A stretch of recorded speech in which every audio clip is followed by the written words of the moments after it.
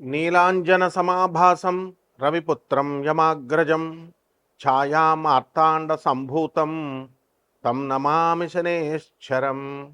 ఓం శ్రీ జగద్గురవే నమ. జగద్గురువైనటువంటి శనీశ్వర మహారాజ్కి జై హో.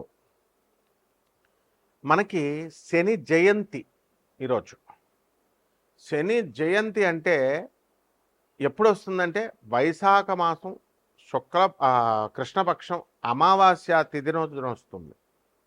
కాబట్టి ఈరోజు శనివారం అవడం కూడా చాలా విశేషమైనటువంటి రోజు. శనివారంతో కూడినటువంటి శని జయంతి రావడం చాలా అదృష్టంగా భక్తులంతా కూడా భావించాలి. అయితే 30 సంవత్సరాలకి ఒక్కసారి ఈ శని జయంతి వస్తుంది. తన సొంత రాశి అయినటువంటి కుంభరాశిలోకి మరి ఈ యొక్క శని ఉన్నప్పుడు ఈ యొక్క శని జయంతిని మనం జరుపుకుంటాం. కాబట్టి ఈ శని అంటే కర్మకి, ఆ తర్వాత ఈ యొక్క డిసిప్లిన్కి, క్రమశిక్షణకి మారిపోయారనమాట.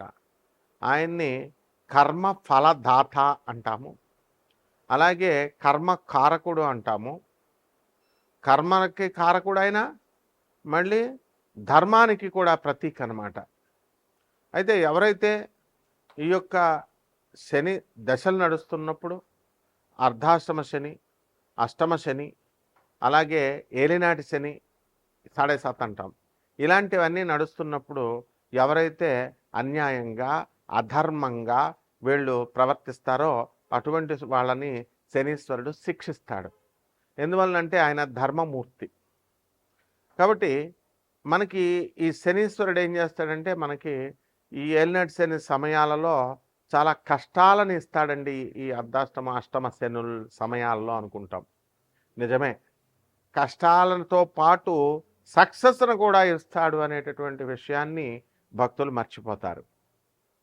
అంటే మనకి మిగతా 8 గ్రహాలు కూడా మనకి ఏం చేస్తాయంటే సుఖాలను ఇస్తాయి, అలాగే ఫలితాలను ఇస్తాయి, చాలా స్పీడ్గా ఇస్తాయి.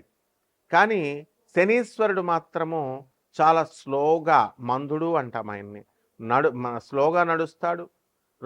ప్రతి ఒక్క గ్రహము కూడా ఒక సంవత్సరం లోపల లేకపోతే సంవత్సరంలో గిర్రమని తిరిగేసి ఒక రాశిలో ఉంటారు, తర్వాత తొందరగా ముగించుకొని వేరే రాశిలోకి వెళ్ళిపోతారు. కానీ శనీశ్వరుడు మాత్రం 2.5 సంవత్సరాల పాటు ఒక్కొక్క రాశిలో ఉంటూ వస్తాడు. కాబట్టి అతని యొక్క సహజ నైజం ఏమిటంటే ఆలస్యంగా ఇచ్చినప్పటికీ కూడా అద్భుతమైనటువంటి ఫలితాలను ఇస్తాడు. రాజయోగ కారకుడు ఆయన. శని యొక్క అనుగ్రహం లేదే ఏ జీవికి కూడా ఆయుర్దాయం అనేటటువంటిది పరిపూర్ణంగా ఉండదు. అంటే లాంగిటివిటీ ఆఫ్ లైఫ్ని ఇచ్చేటటువంటి ప్లానెట్ శని మహారాజ్ అనమాట. అలాగే ఇతర ప్లానెట్స్ అన్నిటిని కూడా మనం ఏమని చెప్పుకుంటామంటే మనకి ఈ యొక్క క్రమశిక్షణ ఇవన్నీ కూడా ఉన్న క్రమశిక్షణ నేర్పించిన శని మాత్రము మనము శని దేవుడు అంటాం. మిగతా ప్లానెట్స్ని మామూలుగా గ్రహాలు అని అంటాం, కుజగ్రహము, బుధగ్రహము ఇలా అంటాం. కానీ శనిని మాత్రం దేవుడు అంటాం. ఈ యొక్క శని తన మాతృభక్తి చాలా ఎక్కువ, ఛాయాదేవ తన తల్లి అయినటువంటి ఛాయాదేవి పట్ల. ఆ విధంగా ఎవరికైతే శని బ్రహ్మాండంగా ఉంటుందో, ఉచ్చస్థితిగతుల్లో ఉంటాడో శని, మరి తులారాశి, వృషభ రాశి లాంటి స్థానాల్లో, మకరం, కుంభం లాంటి స్వక్షేత్రాలలో ఇలా ఉన్నప్పుడు ఆ యొక్క జీవికి తను మాతృభక్తిని కలిగిస్తాడు. అంటే తల్లి వల్ల లాభాలను కలిగిస్తాడు, తల్లి వల్ల ఈ అబ్బాయి, ఈ జాతకుడు వృద్ధి చెందేలాగా తల్లి సలహాలను పట్టుకొని ఉంటాడనమాట. కాబట్టి ఎవరైతే తల్లిని అవమానిస్తారో అటువంటి వాళ్ళని శని నిర్దాక్షిణ్యంగా, నిర్దయగా శిక్షిస్తాడు. తన సొంత తండ్రి అయినటువంటి సూర్యభగవానున్నే ఆయన నిర్దాక్షిణ్యంగా శిక్షించాడు, తన తల్లి ఛాయాదేవిని వదిలేశాడని. కాబట్టి ఇలా మరి శని జయంతి రోజున మనం ఏం చేయాలండి అని అంటే, ఆ రోజున తెల్లవారుజామునే నిద్ర లేవాలి, సూర్యుడు రాకముందే. ఆ తర్వాత తలంటు స్నానం చేసి నల్లని వస్త్రాలను ధరిస్తాము. అలాగే చక్కగా ఇంట్లోనే అందరికీ కూడా చాలామందికి తెలియదు ఏంటంటే శని జయంతి లేదా శని అభిషేకం అని అనగానే గొళ్ళకు పరిగెత్తుతారు. ఇది మానేసేయండి ఫస్ట్. నవగ్రహారాధన ఇంట్లో కూడా చేసుకోవచ్చు, శనీశ్వర ఆరాధన. అది నార్త్ ఇండియాని చూసి మనం నేర్చుకోవాలి. అందువలన శని యొక్క ప్రతిమని కానీ, శని యొక్క ఫోటోని కానీ, మన విగ్రహాన్ని కానీ ఇంట్లో పెట్టుకొని మనము ఆ రోజున చక్కగా పూజా మందిరం దగ్గర కొన్ని బియ్యం వేసి దానిపైన చక్కగా తమలపాకు వేసి దానిపైన ఈ శనీశ్వరుడి యొక్క విగ్రహాన్ని మనం ఏర్పాటు చేసుకున్న తర్వాత మనం ఏం చేయాలంటే మస్టర్డ్ ఆయిల్ అంటే ఈ యొక్క ఈ నూనె ఏంటది, ఈ యొక్క ఆవాల నూనె లేదా సీసమే అంటే నువ్వుల నూనెతో మనము ఈ యొక్క సీసేమ్ సీడ్స్, నువ్వుల గింజల నుంచి తీసినటువంటి ఈ యొక్క నువ్వుల నూనెని వెలిగించితో దీపారాధన చేయాలి శనీశ్వరుడికి. అలాగే నువ్వుల నూనెతో ఆ యొక్క విగ్రహానికి శనీశ్వరుడి యొక్క నామాన్ని జపిస్తూ మనము ఈ యొక్క బీజమంత్రాలను కూడా ప్రామ్ అనేటటువంటిది శనీశ్వరుని యొక్క బీజము, మరి ఓం ప్రాం నమః అంటూ ఓం ప్రాం ప్రీం అట్లా చెప్పుకుంటూ శనీశ్వరాయ నమః అంటూ మనము శనీశ్వరుడికి అభిషేకం, తైలాభిషేకం చేస్తాం. అలాగే ఈ రోజున వికలాంగులకి, పేదవారికి, సాధువులకి, తర్వాత ఈ యొక్క అనాథలకి కనుక దాన ధర్మాలు ఎవరైతే చేసుకుంటారో శని జయంతి రోజున, ఆ రోజున విపరీతమైనటువంటి పుణ్య ఫలము ఈ చేసినటువంటి వాళ్ళకు వస్తుంది. మిగతా రోజుల్లో చేసేది వేరు, శని జయంతి రోజున చేసేటటువంటిది చాలా అద్భుతమైనటువంటి ఫలితాలను ఇస్తుందన్నమాట. అలాగే శని రాజ్యాధికారాన్ని ఇస్తుంది కాబట్టి శనికి ఎవరైతే రాజకీయ నాయకులు ఉన్నారో అటువంటి వాళ్ళంతా కూడా మన శనీశ్వరుడికి చక్కగా ఈ యొక్క రాజయోగాన్ని ఇమ్మని చెప్పి ప్రార్థిస్తారు శని జయంతి రోజున. అలాగే ఈ యొక్క శని అభిషేకాలతో పాటు మనకి వీలున్నంత వరకు దాన ధర్మాలు ఇవన్నీ కూడా మనం చేసుకుంటాం. అలాగే చిమ్మిలి ఉండల్ని తయారు చేసి మనం నైవేద్యంగా శనీశ్వరుడికి మనం పెట్టుకోవచ్చు, లేదా బెల్లం ముక్కని నివేదనగా శనీశ్వరుడికి మనం పెట్టుకోవచ్చు. ఈ శని జయంతి రోజున ఓం శనేశ్వరాయ నమః అనేటటువంటి మహామంత్రాన్ని 108 సార్లు మనము జపించవచ్చు అన్నమాట. అలాగే నీలి పువ్వులన్నా, నీల శంఖం పువ్వులన్నా శనీశ్వరుడికి చాలా ఇష్టం కాబట్టి అందరూ కూడా మనకి నీలం రంగు పువ్వుల్ని తీసుకొచ్చి మనము స్వామివారికి సమర్పించాలి.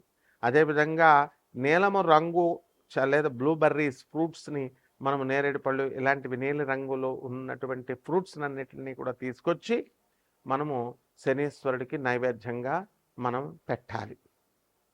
ఈ రకంగా ఎవరైతే కష్టాలను మనకి ఎదుర్కొనేటటువంటి శక్తిని ఈ శనీశ్వరుడు ఇస్తాడు, అటువంటి వాళ్ళందరూ కూడా ఆ కష్టాలని ఎదుర్కొని సక్సెస్ అనేటటువంటి బాటలో వీళ్ళు ముందుకు వెళ్ళాలి. అలా కాకుండా మామూలు ప్లానెట్స్, మామూలు గ్రహాలు ఇచ్చినట్టుగా మనకి సుఖాలు చాలా సునాయాసంగా కష్టం లేకుండా వచ్చిందనుకోండి, దాని విలువ మనకు తెలియదు. కాబట్టి శనీశ్వరుడు ఏం చేస్తాడంటే మనకు చాలా కష్టాలను కలిగిస్తాడు. ఈ యొక్క ఏలినాటి శని సమయంలో యాక్సిడెంట్లు ఇలాంటివన్నీ కూడా జరుగుతాయి. జరిగిన తర్వాత నిరంతరము ఎవరైతే నడుస్తారో, నిరంతరము ఎవరైతే కృషి హార్డ్ వర్క్ చేస్తారో, వాహనాలు ఇవన్నీ వాడకుండా వీలున్నంత వరకు సింపుల్ లైఫ్ని ఎవరైతే లీడ్ చేస్తారో అటువంటి వాళ్ళంటే శనీశ్వరుడికి చాలా ఇష్టం అనమాట. అందువలన ఎవరైతే క్రమశిక్షణ కలిగి ధర్మబద్ధతగా ఎవరైతే ఉంటారో అటువంటి వాళ్ళకి సంతానం లేనటువంటి వాళ్ళకు కూడా సంతానాన్ని కలిగిస్తాడు. ఎప్పుడైతే యోగము లేకపోయినా సరే, జాతకుడికి ధనయోగం లేదనుకోండి, అటువంటి వాడిని కూడా ధన యోగాన్ని శనీశ్వరుడు కల్పిస్తాడు. అలాగే 6వ ఇంట్లో శని కనుక ఉన్నట్లయితే లాంగిటివిటీ ఆఫ్ లైఫ్ పెరుగుతుంది అని చెప్పి శాస్త్రం చెబుతోంది. అదేవిధంగా రోగాలు అనేటటువంటివి చాలామందికి అనేక రకమైనటువంటి రోగాలు వస్తాయి. సాధారణంగా డెర్మటాలజీలో మనకి చర్మ సంబంధమైనటువంటి ఈ యొక్క డెర్మటాలజికల్ డిజార్డర్స్ అనేటటువంటివి వస్తాయి. ఆ విధంగా చర్మ వ్యాధులతో పాటు హ్యూమన్ ప్యాపిలోమా వైరస్, హెచ్పివి వ్యాధులు కూడా మనకి ఈ యొక్క శని ప్రభావం వల్ల వస్తుంది. అలాగే పీసీఓడి ప్రాబ్లమ్స్, ఈ హార్మోన్స్ ఇంబ్యాలెన్స్ వల్ల వచ్చేటటువంటి ఈ వ్యాధులన్నీ కూడా క్యాన్సర్కి దారితీస్తాయి, ఈ హెచ్పివి వైరస్ కూడా. అందువల్ల వాటిని అన్నిటినీ కూడా ఈ యొక్క శనీశ్వరుడు నిరోధిస్తాడు. కాబట్టి ఒక్కొక్క రాశి వారీగా ద్వాదశ రాశుల వారందరికీ కూడా ఎటువంటి ఫలితాలు ఇస్తారో మనం చూద్దాం.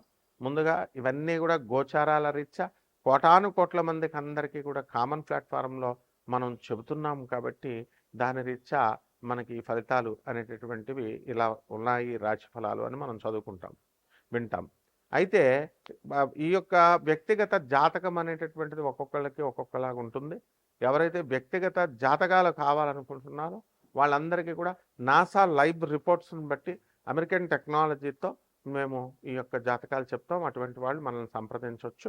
ఒక్కొక్క రాశి వారికి కూడా ఈ శని జయంతికి ముందు ఎలా ఉంటుంది, ఆ శని జయంతి తర్వాత ఈ యొక్క విశేషమైనటువంటి రెమెడీస్ చేసుకున్న తర్వాత ఒక్కొక్క రాశి వారికి ఎలా ఉంటుందో మనం కర్కాటక రాశి, ఈ కర్కాటక రాశి వారికి లేదా కర్కాటక లగ్నంలో ఉన్నటువంటి వాళ్ళు మరి ముఖ్యంగా అష్టమ రాహు యొక్క గ్రహం ప్రభావం పనిచేస్తుంది. అయినప్పటికీ కూడా రాజ్యస్థితిగతుడైనటువంటి కుజగ్రహము రవితో కలిసి మనం మే 14 వరకు కూడా మనకి ఏప్రిల్ 14 వరకు కూడా ఉన్నాడు. మరి రవి వెళ్ళిపోవడము వృషభ రాశిలోకి మే 15 తర్వాత కుజుడు మీనరాశిలో నుంచి మనకి ఈ యొక్క మేషరాశిలోకి రావడం జరిగింది. ఈ కారణంగా బ్రహ్మాండమైనటువంటి అధికార యోగం పట్టబోతోంది. మనం త్రిషాను కనుక మనం చూసుకున్నట్లయితే ఈ కర్కాటక లగ్నానికి సంబంధించినటువంటి అమ్మాయి మరి చక్కగా అనుకోకుండా ఆమెకి రాజకీయ పదవి, మినిస్టర్ పదవి అనేటటువంటిది రాబోతుంది. ఆమె వల్లే మొత్తం ఈ ఎలక్షన్లలో ఎవరు నుంచోవాలి ఎవరు నుంచోకూడదు అంతా కూడా బేరీజ్ వేసుకొని నుంచోపెట్టి చక్కగా గెలిపించింది. అంటే కర్కాటక రాశి వాళ్ళు భార్యాభర్తలతో కొట్లాటలు ఆడుకోవడము, ఫైటింగ్లు ఇలాంటివన్నీ కూడా జరుగుతున్నాయి. ఇకపోతే ధనానికి సంబంధించి ఆదాయానికి ధనస్థానంలో ఉన్నటువంటి కేతుగ్రహ ప్రభావం వలన సంపాదన అనేటటువంటిది అత్యంత రహస్యంగా ఉంటుంది. ఆ రహస్యంగా వీళ్ళు డబ్బులు సంపాదించడం అనేటటువంటిది జరుగుతుంది. ఇకపోతే ఈ కర్కాటక రాశి వారికి ప్రతి పరీక్షలో కూడా మనకి ఫెయిల్యూర్ అనేటటువంటిది 1-2 మార్కుల దగ్గరకు వచ్చి ఫెయిల్యూర్ ఆగిపోవడం అనేటటువంటిది జరుగుతుంది. ఇక అయినప్పటికీ కూడా పట్టు వదలకుండా విద్యార్థులందరూ కూడా రాసుకోవాలి. పరీక్షల్ని ఛాలెంజ్ చేసి ఇవన్నీ వేస్ట్. ఏబీవీపీ స్ట్రైకులు ఇలాంటివన్నీ కూడా వేస్ట్ అనమాట. ఇకపోతే ఈ యొక్క కర్కాటక రాశి వారికి అందరికీ కూడా మనకి భాగ్యంలో ఉన్నటువంటి శనిగ్రహము ఖచ్చితంగా ఈ యొక్క రాశి వారికి భాగ్యాన్ని చేస్తుంది. దానివల్ల తమ తండ్రి సంబంధించినటువంటి బంధువులు దగ్గర నుంచి కూడా ఆస్తులు ఇంతకుముందు రాకుండా పెండింగ్ పడిపోయినాయో అటువంటి ఆస్తులన్నీ కూడా మళ్ళీ తిరిగి వీరికి రావడానికి అవకాశాలు అధికంగా కనబడుతుంది. కాబట్టి కర్కాటక రాశి వాళ్ళందరూ కూడా కోర్టుల్లో నుంచి కేసు ఇంకా కూడా అంగుళం కూడా మూవ్ కాదు. కాబట్టి పరిహారాలు శని జయంతి కాబట్టి ఈరోజు మనకి శని జపం చేసుకోండి, శని స్తోత్రాలు చదవండి. అలాగే రాహు జపం చేసుకొని రాహు స్తోత్రాలు చదివి రాహుకి కిలోంపావు మినుముల్ని ఆవుపేట రంగు ఉన్నటువంటి వస్త్రాలనిచ్చి పేద బ్రాహ్మడికి శనివారం నాడు ఉదయం 8 గంటలకి దానం చేసుకోండి. దశమహావిద్యల్లో ఒకటైనటువంటి ధూమావతి అమ్మవారి యొక్క మంత్రజపము, ఆ మంత్రానుష్ఠానము చేసుకోవడం ద్వారా బ్రహ్మాండంగా ఉంటుంది. శుభమస్తు.